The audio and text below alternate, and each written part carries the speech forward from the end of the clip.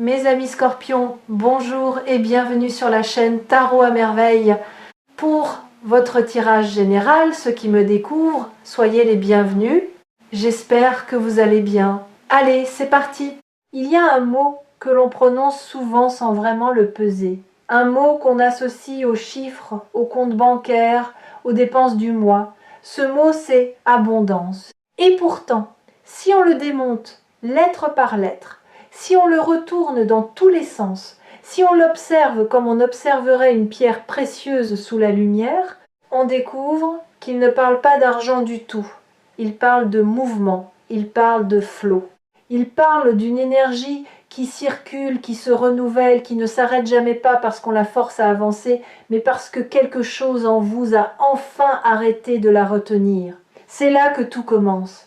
Pas dans votre portefeuille, pas dans votre compte en banque, mais dans cette croyance silencieuse, enfouie, très profond, qui vous dit que vous ne méritez pas plus que ce que vous avez déjà, que ce serait trop beau, que les choses faciles ne durent pas, que l'argent, pour vous, ça a toujours été compliqué. Cette croyance-là, vous l'avez peu être héritée, peut être qu'elle vient de ce que vous avez vu grandir, peut être qu'elle vient d'une période difficile qui vous a marqué au fer rouge. Mais ce que je perçois aujourd'hui avec une clarté étonnante, c'est que cette croyance est en train de se fissurer. Et dans ces fissures, quelque chose de lumineux commence à passer.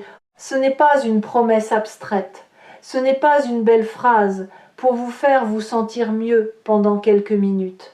C'est une lecture de ce qui est déjà en train de se mettre en place dans votre vie, dans votre énergie, dans les décisions parfois presque inconscientes que vous avez prises ces derniers temps. Quelque chose a changé en vous. Vous l'avez peu, être senti sans pouvoir le nommer. Une légèreté différente, une façon nouvelle d'envisager certaines opportunités. Un instinct qui vous pousse dans une direction que vous n'auriez pas osé prendre il y a encore quelques mois. Commençons par déconstruire quelque chose d'important.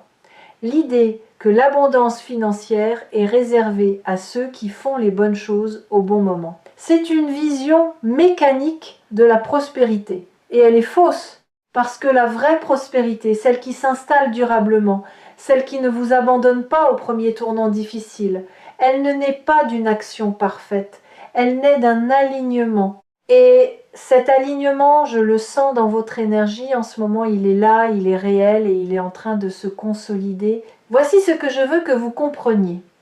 L'argent est une forme de reconnaissance.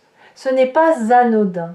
Quand de l'argent arrive dans votre vie, c'est souvent parce que quelque chose que vous avez créé, accompli, offert, partagé, a été reconnu comme ayant de la valeur, et pendant longtemps, vous avez sous-estimé ce que vous apportez, vous avez minimisé, vous avez cédé pour moins que ce que vous valiez.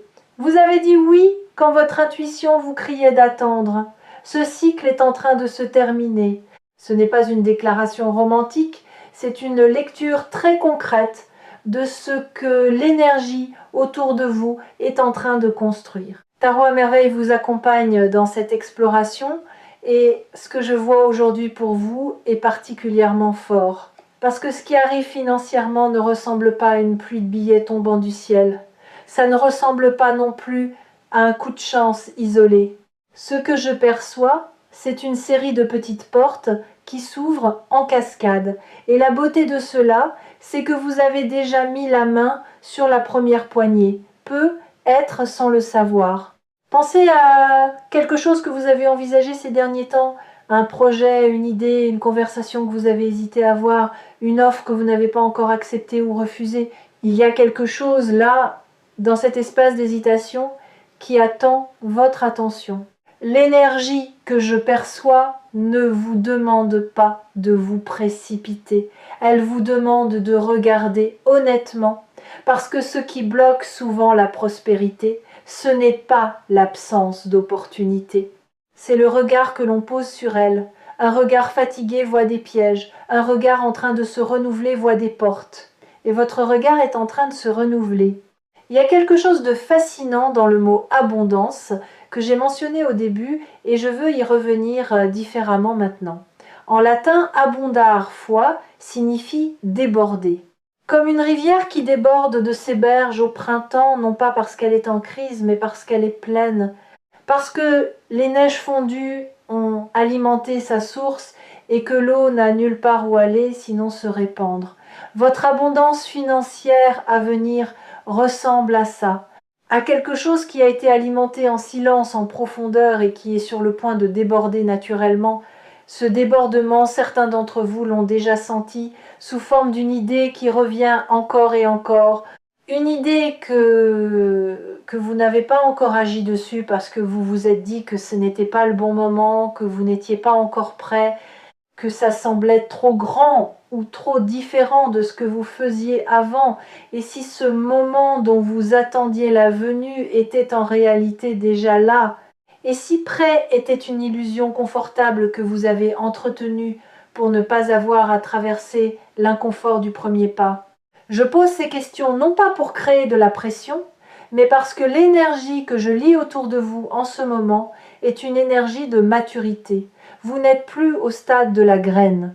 Vous êtes au stade de la plante qui a poussé, dont les racines sont solides et qui a besoin d'espace pour s'épanouir pleinement. Ce dont vous avez besoin maintenant, ce n'est pas plus de préparation, c'est plus d'espace, plus de permission que vous vous accordez à vous-même. Il y a une distinction cruciale que je veux introduire ici, la différence entre foi attendre, foi et foi recevoir. Beaucoup de personnes qui ont une belle relation avec la spiritualité, qui méditent, qui travaillent sur elles-mêmes, qui envoient de bonnes intentions dans l'univers, ces personnes-là attendent souvent l'abondance comme on attend un train en restant immobile sur le quai, les yeux fixés sur l'horizon. Mais recevoir, c'est différent. Recevoir, c'est actif. C'est ouvrir les mains. C'est dire oui avant de connaître tous les détails. C'est faire confiance que ce qui vient est aligné avec ce dont vous avez besoin, même si sa forme vous surprend. L'énergie financière qui arrive pour vous n'a peut être pas la forme que vous imaginez. Elle ne se présentera peu, être pas comme vous l'avez visualisé dans vos moments de méditation ou de prière, mais elle sera réelle. Et elle sera à la hauteur de ce que vous avez semé, souvent sans le voir, souvent sans le comptabiliser, dans les efforts, les services, les créations, les connexions que vous avez nourries avec sincérité. Voici un autre angle que je veux explorer avec vous, la relation que vous avez avec la dépense, pas au sens budgétaire du terme, au sens énergétique. Est-ce que chaque fois que vous investissez de l'argent dans quelque chose pour vous-même, dans un outil, dans une formation, dans une expérience, est-ce que vous le faites avec confiance ou avec peur? Parce qu'il y a une différence énorme entre ces deux états intérieurs, même si l'action extérieure semble identique. Quand on dépense dans la peur, on envoie un signal qui dit « je ne suis pas sûr que ça revienne ». Quand on investit dans la confiance, on envoie un signal qui dit « je sais que cette énergie se multiplie ». Et l'univers, d'une certaine façon que je ne peux pas entièrement expliquer, mais que je perçois très clairement, répond à ces signaux. Ce que je vois pour vous, c'est un glissement progressif déjà en cours, de la dépense dans la peur vers l'investissement, dans la confiance. Et ce glissement est précisément ce qui crée les conditions pour que l'argent commence à circuler différemment dans votre vie. Pas parce que vous avez dit la bonne affirmation au bon moment, mais parce que quelque chose dans votre façon d'être a évolué. Il y a des personnes parmi vous qui ont traversé une période financièrement difficile. Peut être récemment, peut être sur une durée assez longue pour que ça ait profondément modifié votre relation à la sécurité. Et si c'est votre cas, je veux vous dire quelque chose d'important. Cette période vous a donné quelque chose que vous ne mesurerez peu, être que plus tard. Elle vous a donné une résilience que vous n'aviez pas avant, une créativité dans la débrouillardise, une capacité à distinguer ce qui compte vraiment de ce qui ne compte pas, et surtout, une profonde gratitude pour les choses simples qui est, paradoxalement, l'un des états intérieurs les plus puissants pour attirer davantage. La gratitude n'est pas une technique, c'est une façon de percevoir quand vous êtes dans un état authentique de gratitude pour ce que vous avez déjà, même si c'est peu, même si vous voudriez plus quelque chose dans votre champ énergétique s'ouvre, vous passez du mode manque au mode suffisance évolutive. Et c'est depuis cet endroit-là que l'abondance grandit le plus naturellement. Revenons maintenant au mot central de cette lecture. Je vous ai parlé du mouvement dans abondance. Je veux maintenant vous parler de la confiance cachée dans sa structure. Parce que déborder comme une rivière, ça suppose qu'il y a quelque chose de solide pour contenir ce flot avant qu'il se répande. Les berges d'une rivière, c'est ce qui lui donne sa forme, sa direction, sa puissance. Et dans votre vie financière, vos berges, ce sont vos valeurs, vos limites, votre sens de ce qui vous correspond et de ce qui ne vous correspond pas. Les personnes qui accueillent une abondance durable sont rarement celles qui ont dit oui à tout. Ce sont souvent celles qui ont appris à dire non avec clarté et sans culpabilité. Non à ce qui ne correspond pas à leurs valeurs. Non aux opportunités qui brillent de loin mais qui sonnent creux de près. Non à la dispersion. Cette capacité à choisir avec discernement et non plus à accepter par défaut ou à refuser par peur, c'est une forme de maturité financière qui dépasse largement la comptabilité. Et je l'aperçois en train de se développer en vous. Il y a quelque chose que je veux nommer maintenant, parce que c'est présent dans votre énergie et je ne veux pas l'ignorer.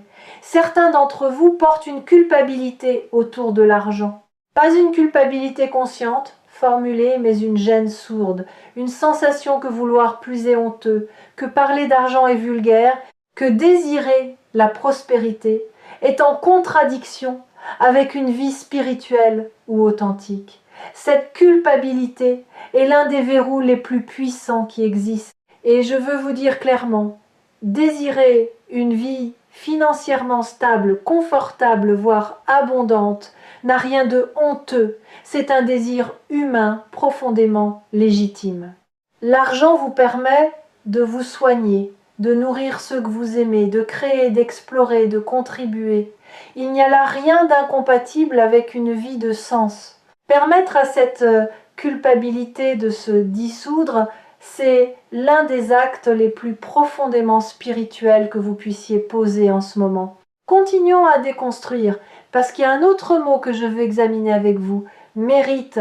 On vous a peu être appris que vous receviez ce que vous méritiez. Que l'abondance était une récompense. Et si vous ne l'aviez pas, c'est que vous ne l'aviez pas assez mérité. Cette logique est non seulement fausse, elle est épuisante. Parce qu'elle vous place dans une position de perpétuelle insuffisance. Toujours à vous demander si vous avez fait assez, été assez, donné assez. L'abondance n'est pas une récompense, c'est un état naturel pour tout être qui est aligné avec sa propre vérité. Et l'alignement, justement, c'est ce que je lis dans votre énergie en ce moment. Vous êtes plus proche de votre vérité qu'il y a encore quelque temps. Quelque chose s'est ajusté. Peut être suite à une décision difficile, peut être suite à une période de solitude intérieure qui vous a permis de vous réentendre, peut être suite à une relation que vous avez choisi de laisser se transformer ou de laisser partir. Cet alignement-là, c'est le terreau dans lequel la prospérité pousse. Et elle pousse souvent plus vite qu'on ne l'attend. Je sens aussi quelque chose autour de vous qui ressemble à une collaboration, une énergie de co-création. Comme si ce qui arrive financièrement n'était pas quelque chose que vous bâtissez seul dans votre coin, mais quelque chose qui implique d'autres personnes, des personnes dont vous n'avez pas encore pris la pleine mesure de l'importance. Une rencontre à venir, une conversation qui va ouvrir une porte, un partenariat qui semble improbable au premier regard, mais qui est en réalité parfaitement cohérent avec là où vous vous dirigez. Ne fermez pas trop vite les yeux sur ce qui se présente sous une forme inattendue. Parfois, les opportunités les plus transformatrices arrivent habillées en hasard. Il y a aussi une question de timing que je veux aborder parce que je sais que c'est une source de frustration pour beaucoup d'entre vous. Vous sentez que les choses bougent, que quelque chose se prépare et pourtant les manifestations concrètes tardent à arriver. Vous vous demandez si vous avez mal fait quelque chose, si vous avez manqué un signal, si la fenêtre peut être passée. Elle n'est pas passée. Et voici pourquoi je le dis avec une telle certitude. Ce que l'énergie construit avec profondeur prend du temps à se manifester en surface. Comme un arbre dont les racines s'étendent loin dans le sol avant que le tronc grossisse à vue d'œil, vous n'avez pas attendu en vain, vous avez construit une fondation. Et une fondation, par définition, ne se voit pas, elle se ressent. Ce que vous allez commencer à voir maintenant, c'est l'émergence de ce que vous avez construit dans l'invisible. Je veux également vous parler de quelque chose qui me frappe dans votre champ énergétique, une capacité d'adaptation qui s'est développée silencieusement. Vous êtes devenu ou en train de devenir quelqu'un qui sait pivoter. Pas dans le sens du désespoir, du ça ne marche pas alors je recommence tout, mais dans le sens du navigateur qui ajuste ses voiles selon le vent sans perdre de vue sa destination. Cette souplesse-là, dans un monde qui évolue très vite, est une compétence d'une valeur considérable. Et financièrement, elle vous place dans une position bien plus solide que la rigidité, même bien informée. Les personnes qui prospèrent durablement ne sont pas celles qui ont trouvé la formule parfaite et s'y sont accrochées. Ce sont celles qui restent en relation vivante avec ce qui évolue autour d'elles, tout en gardant un ancrage profond dans leurs valeurs et leurs forces. Vous êtes en train de développer cet ancrage dynamique, et c'est précieux. Permettez-moi maintenant d'aborder quelque chose de plus intime. Il y a, dans votre façon d'exister dans le monde, quelque chose d'unique que vous avez peu, être eu du mal à valoriser financièrement. Une façon de percevoir, de créer, de résoudre, de relier quelque chose qui vient naturellement à vous et qui, précisément parce que ça vient naturellement, vous avez eu tendance à sous-estimer. C'est facile pour moi, donc ça ne vaut probablement pas grand-chose. Cette logique-là est l'une des plus destructrices qui soit et elle est extrêmement courante. Ce qui vous est naturel est souvent précisément ce pourquoi les autres vous cherchent, ce pourquoi ils sont prêts à payer, ce pourquoi ils vous remercieront. L'énergie que je perçois en ce moment vous invite à revoir la valeur que vous attribuez à vos dons naturels. Allez voir non plus comme des banalités que tout le monde possède, mais comme des ressources rares et précieuses, parce que pour les autres elles sont rares, elles ne leur viennent pas naturellement, et c'est exactement pour ça qu'elles ont une valeur. Je veux aussi vous parler d'un changement de relation au risque que je perçois en vous. Pendant longtemps, le risque vous a semblé être l'ennemi, quelque chose à minimiser, à contourner, à éviter à tout prix. Et maintenant, quelque chose en vous commence à comprendre qu'il existe deux types de risques. Le risque inconscient, pris par peur ou par impulsion, et le risque aligné, pris depuis un endroit de clarté et de confiance. Ce deuxième type de risque est en fait une forme de courage créateur. Et ce courage créateur est en train de s'éveiller en vous. Ce n'est pas que vous deveniez imprudent, c'est que vous devenez courageux d'une façon différente. Une façon qui sait distinguer le danger réel de la simple peur du nouveau. C'est ici, au cœur de la lecture, que je veux m'arrêter un moment pour vous remercier d'être là. Vous regardez cette vidéo parce qu'une partie de vous sait déjà que quelque chose se prépare. Une partie de vous est déjà en train de se mettre en mouvement. Et c'est précisément cette partie-là que je veux confirmer et encourager.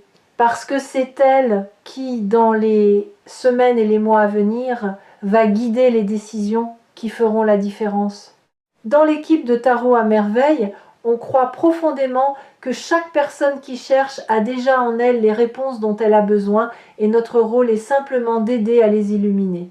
Maintenant, j'aimerais vous parler de quelque chose que je nommerais l'intelligence du corps dans la relation à l'argent. Parce que la prospérité n'est pas que mentale, ni que spirituelle. Elle est aussi physique. Votre corps sait des choses que votre mental met beaucoup de temps à formuler. Quand vous êtes face à une opportunité, qu'est-ce que vous sentez dans votre poitrine? Dans votre ventre? Est-ce que vous vous redressez ou est-ce que vous vous contractez? Est-ce que votre respiration s'ouvre ou se ferme? Ces signaux sont des données précieuses et les apprendre à lire, à leur faire confiance est une compétence qui se développe avec la pratique. L'énergie que je perçois autour de vous en ce moment est une énergie d'expansion corporelle. Pas d'agitation, pas d'impatience, mais d'expansion, comme si votre corps commençait à occuper plus pleinement l'espace qui lui appartient. Il y a une image qui me vient et je veux vous la partager. Imaginez un musicien qui a passé des années à apprendre les gammes, les accords, la théorie, des années à travailler dur, à répéter, à s'ennuyer parfois, et puis vient un moment pas dramatique, pas spectaculaire, où tout ça se met en place naturellement. Où il joue et les notes coulent sans qu'il ait besoin de les chercher, où la musique sort d'un endroit qui est devenu profond et sûr en lui. Ce moment n'est pas arrivé parce qu'il a soudainement mérité de jouer bien, il est arrivé parce que tout ce qu'il avait accumulé, appris, pratiqué était enfin prêt à se libérer.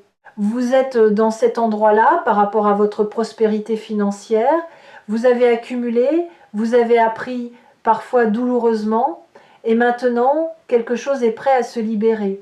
Je veux aussi aborder la question des relations financières, non pas les relations amoureuses ou familiales en elles-mêmes, mais les dynamiques financières à l'intérieur des relations. Parce que parfois, ce qui bloque la prospérité n'est pas quelque chose d'individuel, mais quelque chose de systémique au sein d'un réseau relationnel. Des accords implicites autour de qui donne et qui reçoit, des hiérarchies silencieuses sur qui a le droit de prospérer et qui doit rester dans une certaine case. Ces dynamiques peuvent être puissantes et invisibles à la fois. Ce que je lis dans votre énergie, c'est une recomposition de ces dynamiques. Comme si vous renégociez, parfois sans le formuler explicitement, la place que vous occupez dans certains systèmes relationnels. Et cette recomposition, quand elle est faite depuis un lieu de clarté et non de revanche, est l'une des choses les plus libératrices qui puissent arriver sur le plan financier. Vous n'avez pas besoin de vous battre pour votre place. Vous avez besoin de la prendre simplement et fermement. Je veux prendre un instant pour parler d'un phénomène que beaucoup de personnes vivent, mais que peu nomment clairement la fatigue de l'effort constant. Cette sensation d'avoir tant donné, tant essayé, tant poussé, et de se sentir épuisé non pas par le manque de résultats, mais par le rythme lui-même. Cette fatigue est un signal important. Elle vous dit que votre façon de chercher la prospérité a peut être besoin d'évoluer, que la valeur ne se crée pas toujours dans l'effort intense et visible, mais parfois dans la qualité de présence, dans la profondeur d'une décision, dans la précision d'un choix fait depuis le calme plutôt que depuis l'urgence. Ce que je vois dans votre énergie, c'est une transition vers une productivité plus juste, pas moins ambitieuse, mais mieux ancrée. Il me vient maintenant quelque chose de précis, et je veux vous le transmettre tel quel. Il y a autour de vous une énergie qui ressemble à une remise à jour. Comme quand un système informatique tourne en arrière-plan pour intégrer toutes les nouvelles données et se reconfigurer, vous n'en voyez pas tous les effets en surface, mais il se passe quelque chose de structurel. Une nouvelle programmation s'installe, une programmation de prospérité qui remplace progressivement des schémas anciens, hérités, qui ne vous appartenaient peu, être même pas vraiment.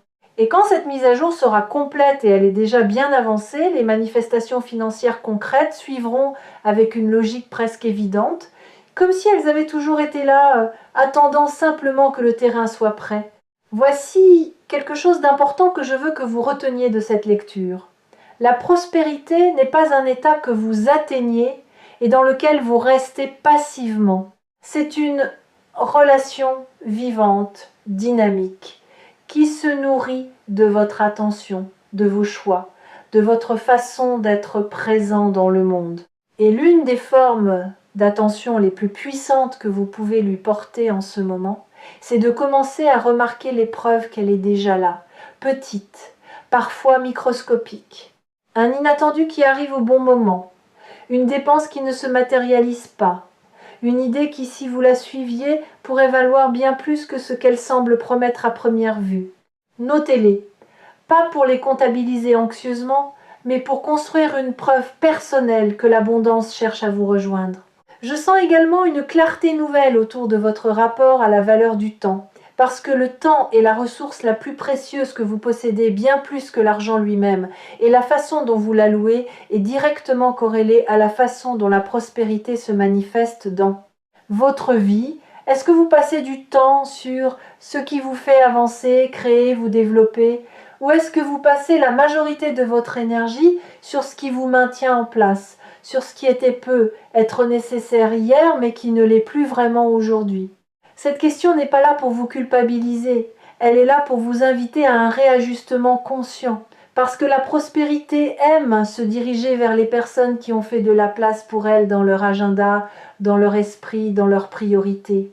Il y a quelque chose d'encore plus subtil que je veux pointer maintenant, une nuance dans la façon dont vous vous parlez à vous-même sur le sujet de l'argent. Ces petites voix intérieures, ces commentaires automatiques que vous vous faites quand vous regardez votre compte, quand vous recevez une facture, quand quelqu'un vous parle d'une opportunité. Ces voix sont des données sur vos croyances profondes et elles ont un impact réel sur ce qui se manifeste dans votre vie. Je ne vous dis pas de changer ces voix artificiellement, de plaquer par-dessus des affirmations positives que vous ne ressentez pas vraiment. Je vous invite à les écouter avec curiosité plutôt qu'avec identification, à les voir comme des visiteurs qui vous informent sur quelque chose sans nécessairement avoir raison, et progressivement, en les observant ainsi, elles perdent de leur pouvoir. Cette pratique simple, juste observer, nommer, ne pas croire automatiquement, est l'une des plus transformatrices que vous puissiez intégrer dans votre rapport à la prospérité. Je touche maintenant quelque chose dans votre énergie qui me semble être une reconnaissance à venir. Non pas dans le sens de la gloire ou de la notoriété publique, quoique pour certains d'entre vous, il pourrait y avoir un élément de visibilité, mais dans le sens d'une reconnaissance de votre valeur par des personnes ou des systèmes qui ne l'avaient pas pleinement vu jusqu'ici. Un supérieur qui vous voit enfin pour ce que vous apportez vraiment. Un client qui revient et en amène d'autres. Une audience qui grandit parce que ce que vous partagez résonne profondément. Un partenaire commercial ou de vie qui comprend enfin l'étendue de ce que vous construisez. Cette reconnaissance-là n'est pas anodine. Elle a des répercussions financières concrètes et elle est en chemin vers vous. Vous avez également, et ceci je le perçois, avec une netteté particulière, une relation en train de se transformer avec la notion de suffisance, non pas la suffisance comme plafond, comme point d'arrêt où l'on cesse de vouloir croître, mais la suffisance comme état intérieur de base, comme fondation, cette capacité à se lever le matin en sentant que vous êtes assez, que vous avez assez, que vous faites assez tout, en continuant à vouloir plus, à aller plus loin, à vous développer. C'est une combinaison rare et puissante, et elle est en train de s'installer en vous. Quand la croissance naît de la plénitude plutôt que du manque, elle est infiniment plus durable, plus joyeuse et plus alignée avec ce que vous voulez vraiment construire. Je veux vous parler d'un autre aspect de la maturation financière que je perçois en vous, votre rapport à la patience stratégique. Il y a une différence entre attendre passivement que les choses arrivent et savoir tenir une position pendant que les conditions se mettent en place. La patience stratégique, c'est rester ancré dans une direction choisie, sans être déstabilisé par les délais, les détours ou les remises en question extérieures. C'est faire confiance au processus sans le forcer. Et cette forme de patience, elle n'est possible que lorsqu'on a une conviction profonde, pas une conviction aveugle, mais une conviction informée et ressentie que ce que l'on construit est juste. Je lis cette conviction en vous, elle est là, elle tient. Je veux vous partager une dernière image avant de conclure. Imaginez une personne debout au bord d'une plage à marée basse. Elle regarde la mer. Et elle ne sait pas parce que quelqu'un le lui a dit, mais parce qu'elle comprend les cycles de la nature que la marée va monter. Pas dans la panique, pas en courant vers l'eau, mais en se tenant prête, en ayant installé ce qu'elle voulait installer pendant que la mer était retirée, en sachant que ce qu'elle a préparé va bénéficier de la montée des eaux. Vous êtes cette personne. Vous avez travaillé pendant la marée basse. Vous avez planté, construit, ajusté. Et maintenant la marée monte. Ne courez pas, ne vous agitez pas. Tenez-vous simplement prêt avec une confiance calme. Parce que ce qui arrive ne peut pas vous manquer. C'est en train de se diriger vers vous avec une précision que vous commencerez à reconnaître seulement en regardant en arrière, plus tard. Et cette reconnaissance rétrospective, ce moment où vous vous direz « j'aurais dû y croire encore plus tôt », elle approche. Pour toutes les personnes qui ont suivi cette lecture jusqu'ici, qui ont ressenti quelque chose se bouger en elles, qui ont reconnu dans ces mots une vérité qu'elle portait sans pouvoir la formuler, vous êtes exactement là où vous devez être. Le chemin que vous avez parcouru, même dans ces parties les plus difficiles, les plus confuses, les plus douloureuses, vous a amené précisément à cette ouverture que je perçois dans votre énergie aujourd'hui. La prospérité financière qui se profile pour vous n'est pas une compensation pour ce que vous avez traversé. Elle est la suite logique de qui vous êtes devenu grâce à ce que vous avez traversé. Nuance importante. Parce que l'une de ces visions vous place en victime récompensée et l'autre vous place en être humain complet et évolutif qui récolte naturellement le fruit de sa transformation. Vous êtes ce deuxième. Cette lecture a été une exploration, pas une liste de prédictions, parce que ce qui vous appartient véritablement n'est pas une destinée fixe que quelqu'un d'autre peut lire pour vous, c'est une trajectoire que vous co-créez à chaque instant avec vos choix, votre énergie, votre façon d'être présent. Ce que j'ai perçu aujourd'hui, c'est la direction de cette trajectoire et elle pointe vers une expansion que vous méritez pleinement, non pas au sens d'une récompense, mais au sens d'une cohérence parfaite entre qui vous êtes et ce que vous accueillez dans votre vie. La communauté de Tarot à Merveille est là pour vous accompagner dans cette direction. N'oubliez pas de vous abonner si ce type de lecture vous parle, de partager avec ceux autour de vous qui pourraient bénéficier de ce message et surtout d'emporter avec vous non pas des prédictions gravées dans le marbre, mais cette certitude douce et solide que quelque chose de beau est en train de se construire dans votre vie financière. Vous n'avez pas à tout voir pour y croire, vous avez juste à rester suffisamment ouvert pour que ceux qui cherchent à vous rejoindre puissent vous trouver.